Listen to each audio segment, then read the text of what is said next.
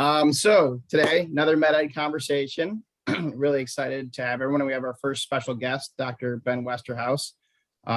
Thank you for joining us. And the reason we're bringing him on is he's a fellow, and we're talking about our fellowships, interventional spine and pain management, and the ever-changing field of that. And I think the best way to start will be to go through our backgrounds of fellowship and how long ago we did it and how much it's changed. So I'll start first. I'm 3.5 years out of fellowship. I did my fellowship in Alabama, run by PM&R docs. And I think it was interesting when I first started fellowship. I wasn't really, I wasn't exposed to many of these more advanced procedures, let's call them. And my fellowship director, Dr. Bradley Goodman, was doing Vertiflex a lot. So that was the first advanced procedure that I was really exposed to, like not counting spinal cord stimulators and kyphoplasty. And it was interesting to see how much the field's changed in even 4 years. So Chad, what would you say from when you kind of went through your training and what we are now?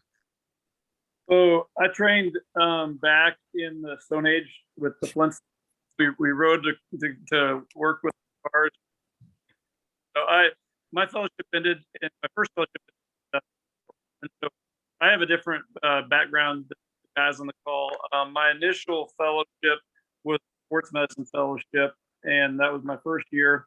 And my second year I came back then was in 2009, and that was a advanced pain fellowship called it. So during the original fellowship, we learned how to do epidural injections, SI joint injections, all the lumbar procedures, all the extremities and arthrograms and things. And we came back for the advanced pain fellowship. That was for stimulators, kyphoplasty, pumps, and all the good things, SI fusions and things like that. So I finally finished that in 2009. So I did my first fellowship, left, went to practice for a while, came back and did the pain fellowship, additional advanced training in 2009. And so in the last 11 years, things have changed dramatically in our field as far as skill sets, as far as expectations of employers. Back then, it was good enough, in my opinion, to be able to be a needle jockey to get the attention of large groups. And now I feel like looking for people that more diverse, more aggressive. My training in sports medicine, and then we were also exposed to physical medicine and rehab. So sports for physical medicine.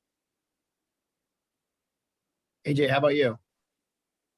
Yeah, a little bit different. I went the anesthesia route. I did an anesthesia residency at University of Pennsylvania, and then I stayed there and did my fellowship. And it was a great fellowship. But the most advanced thing that we probably did there at that time, that was in 2008, was neuromodulation, spinal cord stimulation. And if you did trials and you did perms, you thought you were doing, the most futuristic stuff on the planet. And nowadays that's pretty ensconced. That's bread and butter for interventional spine and pain. But it was amazing how cool we thought it was back then. And so the world has definitely advanced, and there's been rapid movement on the space. If we wanted to learn something else, if we wanted to learn kyphoplasty, we had to go outside and go to a course and, find industry or find a academic group that was doing that, or some sort of CME involvement. You just had to go outside your fellowship and find those experiences. And if you didn't do them, then you came out of fellowship knowing the bread and butters really well, but you didn't know anything advanced. And is that something you want to have to learn your first year as you learn how to become an attending, or is that something you want to get under your belt during your training year?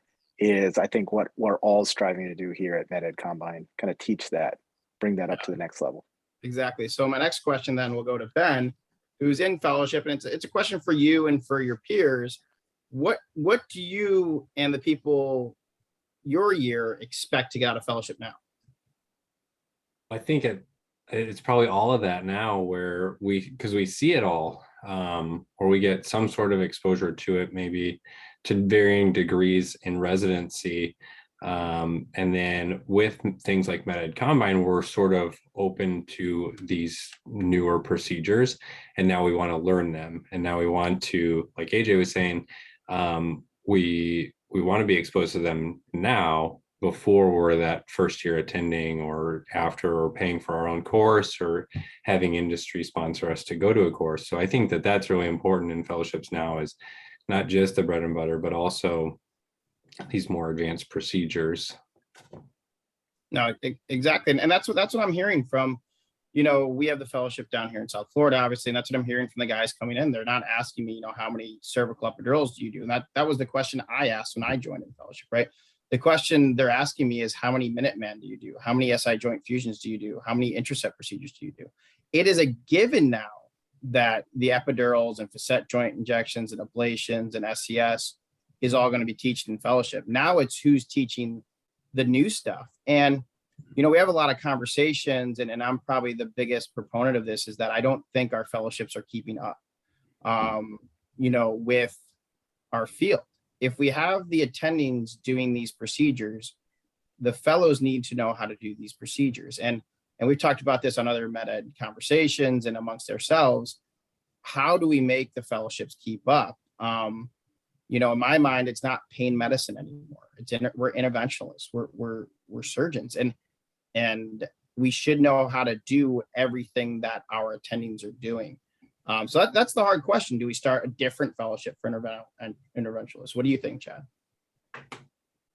What I'm thinking as you talk, Anthony, as I listen to you, is if you just kind of heard yourself talk and AJ talk, simulators were kind of the thing that were kind of the complex training skill that we got when we were younger, if you will.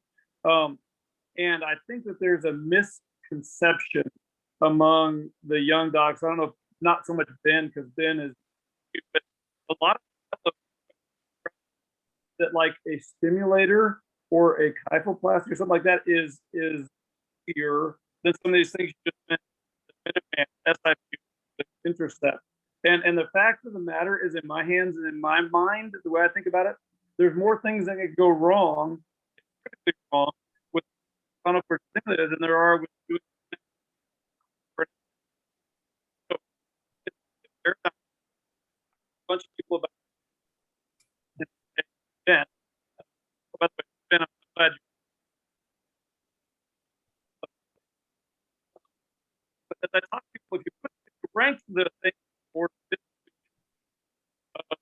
kind of, Chad, I think you're breaking up a little bit. Is that just me, guys, or is he breaking up? I missed a good portion of that. I think, yeah, just come a little closer to your speaker. There you go.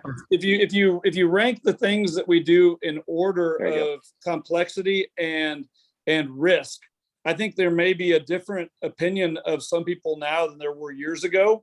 And I would probably have to say that I would put the skill set for pump and spinal cord stimulator implant as a more difficult and higher risk procedure than the interlaminar fusion and the SI joint fusion done from a posterior approach, in my opinion.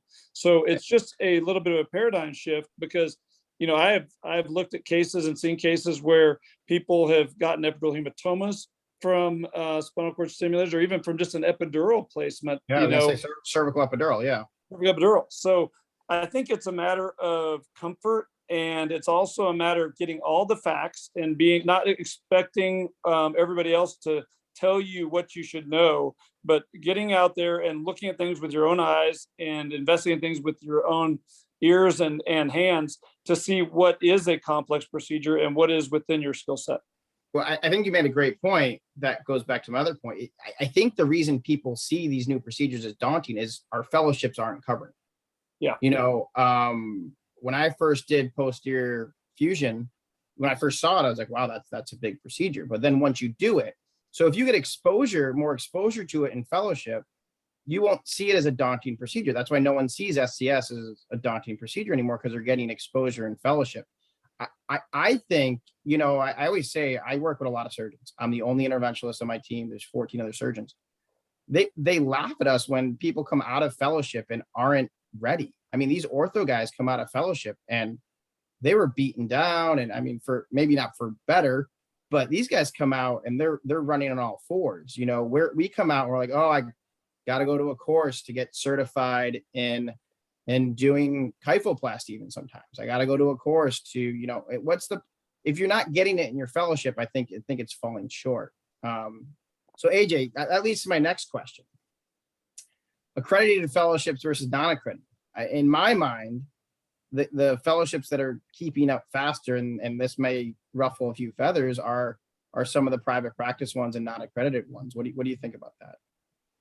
No, just like yourself, we're offering a fellowship experience at our practice. And the reason we did it is because we hire a number of fellows. And when we hire them from an academic program, they're trained in the basics really well. I mean, don't get me wrong, we get good candidates. The issue is that they're not very adept at a lot of the advanced procedure. Even some of the basics, like, you know, we'll talk to some fellows who haven't done very much cervical work. Yeah. And that to me is just shocking, that you go through a fellowship program and you don't know how to touch the neck. It's mostly lumbosacral. And you're just missing out on probably easily 30% of the patients who walk through the door who come in not with back pain, but they come with neck pain. So I think, you know, if you're someone who's going to be a private practitioner, or you're going to be a more independent practitioner in a group setting where you don't have help and you don't have a resource to go to, you should seek out the type of fellowships that we're all trying to make together, where you're going to become a very well-rounded interventionalist. I think, you know, my question to the group of you guys is, when I talk about interventional spine to people that don't know anything about it, I use the metaphor of cardiology. Like, look, you know, you used to go and you had a cardiac problem, you'd see a cardiothoracic surgeon. They would do 90% of the cases. And now 90% of the cases are done by an interventional cardiologist. Things get smaller, they get minimally invasive. So I don't know if you guys see that as a mirror image of what's happening in our field. I totally agree. I tell people this is interventional cardiology of the late 90s and early 2000s, as it should. I mean, cardiology has gotten much better because of that. I mean, a TAVR versus open aortic replacement. I mean, that's just one example, and that's where we're at. Open fusion versus fusion through holes now. Ben, when you were looking accredited versus not accredited fellowship, or some of your friends are, what were your thoughts, pros and cons? Yeah, I think I mean, you're always looking at numbers, and the biggest advantage to non-accredited seem to be numbers, just plain and simple. But then when you start to drill down into like the advanced procedure versus the bread and butter, it becomes really clear that you're almost handcuffed somewhat when you go accredited. You have to do your acute pain rotations. You got to do your psychiatry rotations. And although those are good things, that's not the direction the field is heading in right now. And so in order to get the exposure and then some practice with the advanced procedures, and not have to kind of waste your time with the other more peripheral things that you're not going to practice day to day, as an interventional spine doc, it made my decision really clear that non-accredited was the best decision for me. Yeah, I think sometimes there could be a stigma for non-accredited, but the experience I've had, the docs I've worked with, it's not that they don't want to go to an accredited program. I think we need to catch up on our fellowships. And I don't know who takes care of that, to be honest. ACGME, I know NAS now has an accreditation program. I looked at all these beforehand. There's about 100 ACGME programs. There's about 20 NAS programs accredited. It's hard to get accredited by NAS. It's hard to be young and be accredited by NAS. It's a point system, right? And you can only accrue so many points, especially if you're a solo practitioner. If you have more partners, you can accrue more points. But it's interesting. It's definitely interesting. I want to segue then to a little bit talking about what we're doing. And the only reason we're not patting ourselves on the back that we're doing this, one of the things we pride ourselves with MedEd is the reason we started MedEd is we're listening to the people, right? We're all over social media.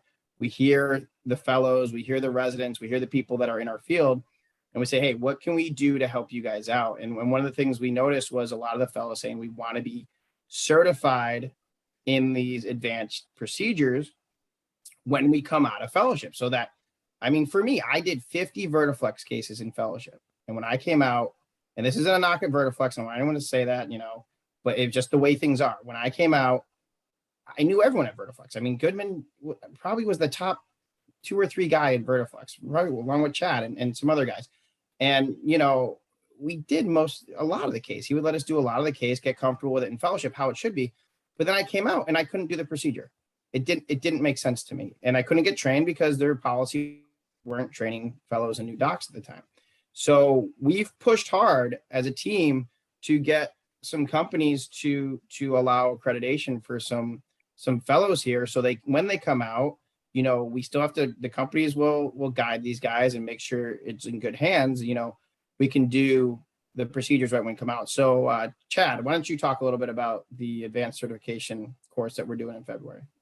Yeah, so I mean, it's absolutely super exciting, and one of the reasons I say that is because these are 3 of my favorite procedures. If you were to take my top 6 procedures, this is definitely 3 of them, and I think it needs to be said and understood that not every fellow that comes to this lab is going to leave ready to do all these procedures. Yes. I think just like I think I heard AJ say a minute ago, the strength of the fellow and how aggressively they approach their fellowship and approach the skill set they want to obtain plays into every fellowship. So there's going to be fellows they're content with doing little epidural injections. There's going to be fellows that want to do the more advanced interventional procedures. So this procedure, or this thing we're doing in Austin in February, is really designed for the fellows that say, when I come out on my resume, I want it to say I can do all the things every other pain doctor does, plus, and make themselves super attractive to the people that are you know, recruiting them for jobs, whether that be private practice or that be a large group. But I do want to be clear that there will still be the need for some of these people, especially if the people that are from industry there would prefer this, to have them do one of their courses as a refresher. There's nothing wrong with that at all. I go and do proctoring for people. I'm going tomorrow to do a course that are for some of the people who have already been trained, but they just want to be retrained, and it doesn't hit everybody the first time they learn something and just automatically become part of their practice. Sometimes there's layers of approvals that are necessary and different things like that. But sometimes it's just in the doctor's mind, they have to come to an understanding, okay, now I'm ready. I talked to a guy this weekend who's a super huge spinal stenosis, viewing doctor, who said, okay, now I've done a lot of other things, and now I see that it's time for me to get this under my belt. I had some training years ago. Would you mind working with me again? And the answer is always yes, because I've seen all these patients getting better. So the thrust of this lab for the fellows and the young doctors and the newly trained doctors is to set you apart and to make you more marketable, and to also really, really do what you did when you went to that Hippocratic Oath, when you took that at graduation and said, you're going to do the things you can to make your patients' lives better and do no harm and all those things that goes along with Hippocratic Oath. We're just taking this to another level by saying part of our responsibility is, if it's within our skill set and it's something we can do to make patients' lives improve, we need to take that on and be bold and jump into that next echelon there. No, I totally agree. I think that was great. Yeah, AJ, go ahead. Yeah, absolutely. I think, you know, if you're the type of person that wants to stay on the cutting edge, this course is meant for you. You're going to get some of the top 3, companies and approaches, and you're also going to get an opportunity to hang out with all of these different great KOLs that are coming in, including all 3 of us, and learn from the different perspectives, the different practice types. How do you grow your practice? How do you get into a group and enmesh yourself well? What are you looking for in a group? I think those are going to be really great touch points that we're looking forward to kind of going over with all of the incoming fellows for the ACE event. No, I think it's great. And we're hoping to expand this. You know, this is our first one. We would like to do even more procedures. You know, there are so many procedures out there that, you know, fellows or even new physicians are allowed to come to that haven't had that exposure. And I think, you know, you got to see it, you got to do it. And once you see it and do it, you'll realize kind of what Chad just said, he just touched on. Is it, you know, are you doing your patient a service if you're sending them for an open infusion when it could have been, you know, done percutaneously? You know, you kind of have that moral obligation to know how to do these procedures in this field at this time. I tell this to fellows and residents. We have residents and med students coming through all the time. And I tell them, if you're prescribing long-term opioids at this point for just back pain, I think you're doing your patient a disservice. I don't prescribe it at all. And I don't try to poo-poo too much other people do, but I think, 5-10 years from now, it's going to be totally gone for long-term back pain. And I think 5-10 years from now, we're going to see these procedures, these new cutting edge procedures be the standard. We're going to see it in every fellowship and with it. And we want to be there. We want to be pushing the envelope. That's what we like to do. So Ben, you are headed to Austin in February. Tell us a little about your excitement and what you're hoping to gain from that. Yeah, I've done a couple of these like society trainings, which were great exposures to some of these newer, more advanced procedures. But at the end of the day, you don't get a certification, and so it's not time poorly spent, but it's you hope for it to be a little bit more fruitful. And I think really this is a great opportunity to provide something tangible, not only like a smaller, kind of more intimate setting where you get to learn multiple procedures at once, but you also get to be certified in these procedures too, which is a huge benefit being up and coming new graduate, so that those are already under my belt. I don't need to spend a weekend as I'm trying to get a practice off the ground or as I'm trying to integrate with my new partners. I can just focus on work. I don't need to get certified right when I graduate. No, I think that's great. And we're excited for it. We're excited to have everyone there. We're excited for the companies that are coming. We have Avanos, we have Spinal Simplicity, and we have Cornerlock coming. So it's going to cover a good amount of the advanced procedures. We're hoping in the future to even have spinal cord stimulation, SCS, kyphoplasty, basivertebral nerve ablation. We have big plans for this. Of course, the first one, we're going to just knock it out of the park and be very excited about it. I think the other thing that I want to point out, and we worked closely with these companies to say, hey, how do you want to do this to make this really, really worthwhile? Is this isn't a 15-minute drive-by. We're doing a full day of didactics for just 3 companies, 2 hours each with each company. You're going to learn everything that you need to know about these procedures. And then you have a full half hour of just you with the KOL on each procedure. And that's a half hour of you with the KOL. Then you're at a table for 2.5 hours on that same procedure with other people doing the procedure. This isn't a drive-by. Oh, that was cool. Oh, I want to re-see how to put in that pin placement for SI joint. They're going to do that. It's like you go away to the weekend course, but we're going to knock out 3 of them. And it's going to be, it's going to be a jam-packed weekend, but we're really, really hoping that when people come out of this, they feel at least more comfortable. And I think what Chad said was great too. And sorry, I'm kind of just running on, but I want to point out what Chad said was great is even I got trained in Minuteman by Chad, right? One of the best guys at it. My first case, I called Chad. I'm like, hey man, can you be at my first case? I think that should be normal place for a lot of these advanced procedures. Have someone come to your first few cases, and that's not weakness, that's strength. I think, you have someone else there that can help you troubleshoot if you need to, it really calms down any nerves you might have about that until we get to that point where you're doing 20, 30 of these during your fellowship. Have someone come and help you out. So just because you have the accreditation doesn't mean you should go guns blazing in the Wild West and just go doing it all by yourself. That's where you're going to get bad outcomes. You're going to hurt yourself, you're going to hurt the patient, you're going to hurt our field. So you still have to be smart about it. You still have to be really, really smart about it and do the right thing for the patient. I'm excited. I'm really excited for the Austin event. Well, I think the most important thing I would add to all the things that have been said is, you look at a guy like me who's been doing this almost 20 years now, right?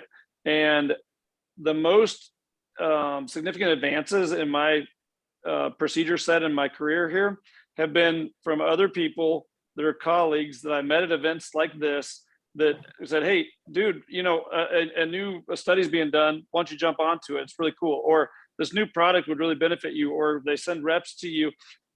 We are not in competition with each other.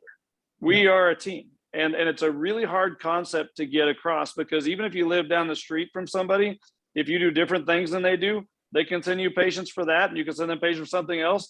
And there's plenty of patients to go around, but it takes a grown-up person to do two things: to realize we're a team and we can grow. Iron sharpens iron. It's a biblical concept. And then what you said, Dr. G, when you talked about going back and actually talking to these fellows after the fact, don't be afraid to talk to your reps about what you're doing. Don't be afraid to get a doctor to come proctor you, because there's going to be a day where, and you know it's coming, where you're going to turn around and you're going to look for your attending and you're going to realize you're the only one in the room. And if you're ready for it, that's great. But if you're not, that's not great. And if you do get into a situation like that, I think what AJ and Anthony and I are trying to say is that this weekend is about us setting ourselves up as lifetime proctors, not daily proctors for you. We're ready to precept and train and continue to mentor, not just have a day excitement with 3 cases. Although Ben's right, three things in one weekend when you're starting to build a practice is huge. That's all time you can spend in focusing how to take care of your family and take care of your practice. But the big deal here is getting to know other people and having somebody to bounce ideas off of. Absolutely. I think this weekend that we've put together is going to be super valuable in a very efficient way to learn some really advanced techniques in a safe manner. And that's what it's all about, is becoming adept at it, getting your hands on it, learning from the best across the nation, and then having a resource like all of us to go to when you want to start doing it and you want to feel comfortable doing it. That's what it's all about. So we're all extremely excited about this first of many. Yeah. So a little plug for Anthony, can I say something? I don't think we should have AJ on these anymore, because he takes everything I say in 7,000 words and puts it into 3 sentences, and it sounds so much better. so much better. I'm Chad's hype man. I'm just There you Chad's hype go. man. I'm like, Dude, go you're hitting it. Stevens. It's your birthday. You're killing it, AJ. I appreciate your feedback. And a little Same, plug man. for the fellows out there, or new physicians out there that haven't signed up. We have sent out, we have 45 spots. We've sent out 45 offers. Obviously they're coming back. Everyone so that's the other thing. We got, about 100 people that wanted to sign up, and we sent out 45 offers so far because we have 45 slots. They're starting to roll, and actually I got like 3 or 4 more today. It's kind of crazy how quickly they're rolling, and we just sent out the offers on Saturday. But people can still sign up, because there's a good chance a lot of people can't make it for other reasons, family or whatever. People can still sign up, and we are going to have a really fun weekend. We're going to give out swag. We're going to give out thyroid shields. We're going to give out, backpacks, everything to make it worth your while, so you can keep everything in one spot from this weekend. We're going to have a ton of data from these companies, all that stuff. So if you haven't signed up yet, please sign up still. Because another reason is, even if you don't get into this one, you'll get into the next one. We're going to keep that list rolling. We're hoping to do maybe 2 a year with 3 companies each. We actually have the schedule to be able to do 6 at once. It's a pretty tight weekend with 6 at once. That's why we went down to 3 for this one. But we would like to keep doing these, because we think they are very, very valuable in our training to get that ball rolling into doing them on your own. So we're excited about it. Ben, I know you're excited. I know it should be a good time. Thank you very much for joining us, Ben. Is there any last things you'd like to say about fellowship, or about what people here? Let's do this. Let's end with you telling the next 2 years of fellows coming in what they should look for, what the pitfalls may be, and how hard it is to pick that right fellowship. Well, I think you got to look at the people around you, and make sure that it's a good fit, more so than just who your fellowship director is, but how's the team there? Is the team pretty happy? And I think you'll get a lot of valuable information from just that experience. And then also just keep reading, keep studying. I think with a lot of these new procedures, that didactic component is very crucial to knowing that you're competent with the procedure, because you got to have the right diagnosis, you got to have the right patient too. So always reading up on those that pathology, to provide them with the most advanced procedure. But that's pretty garden variety feedback, is keep reading. But especially with these newer procedures, I think being abreast of the latest data and knowing how good these things are for your patients is extremely important. Anthony, can I ask a question to follow that up? Ben, do you have any advice for them as they come into fellowship? All these fellowship directors are amazing people, right? It takes a special person to be willing to walk new doctors through procedures they haven't done before and take on that stress and that added risk, right? But at the same time, as a fellow candidate, how do you come into those fellowship interviews and not overwhelm or be too pushy about, I've got to be able to do this when I come out. If your fellowship doesn't offer that, I'm not going to be here. How would you walk that line to kind of get a feel for what the fellowships offer as far as advanced procedures and what's acceptable to you as an advanced procedure? Yeah, I think the easiest thing to do is probably just asking the current fellows and seeing what they're being exposed to, if they're satisfied with their exposure to the advanced procedures and to the bread and butter stuff too, because I think if you can't do that stuff very well, that's already a red flag.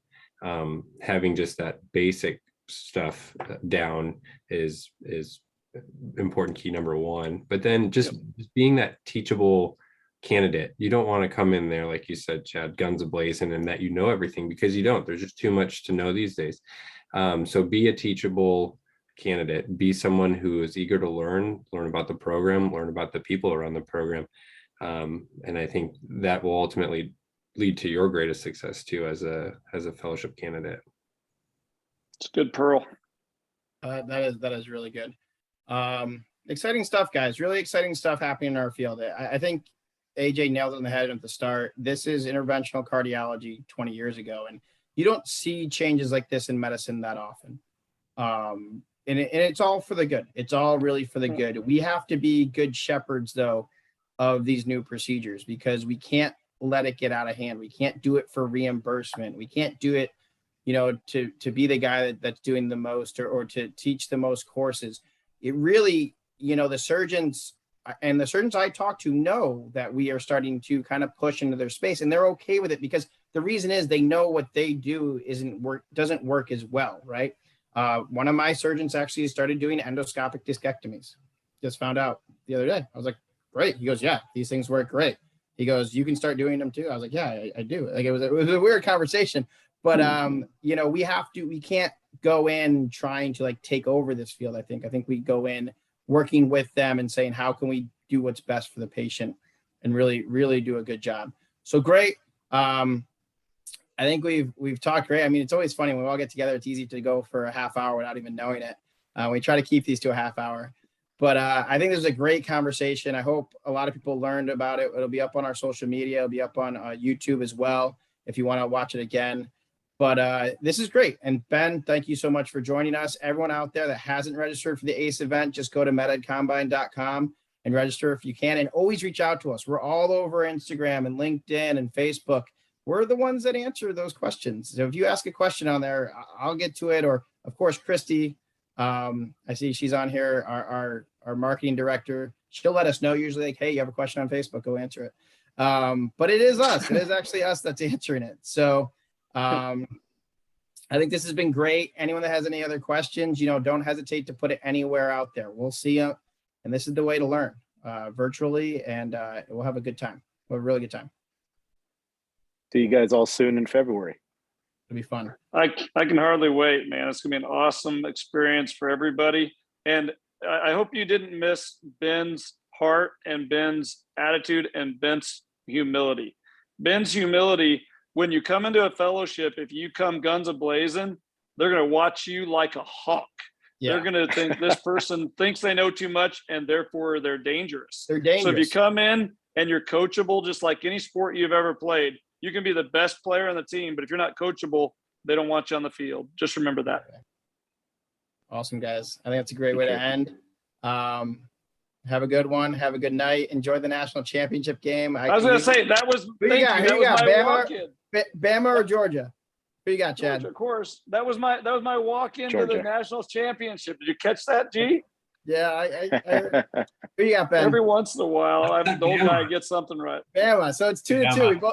We got 2 Bama, 2 Georgia. Maybe you guys will buy me lunch when Bama wins, when I see you guys next. I thought making me nauseous. TCU. I thought it was TCU playing tonight. Dadgummit. Those Texas teams haven't made it too far in the last few Hey, years. watch it. Watch. You give us time. We'll be there. SEC, whatever. Yeah, Good night, guys. Awesome. Thanks so much. Take care. Awesome, Thanks for guys. having me, everyone. have a Later. good night. See you guys. Bye bye. See ya.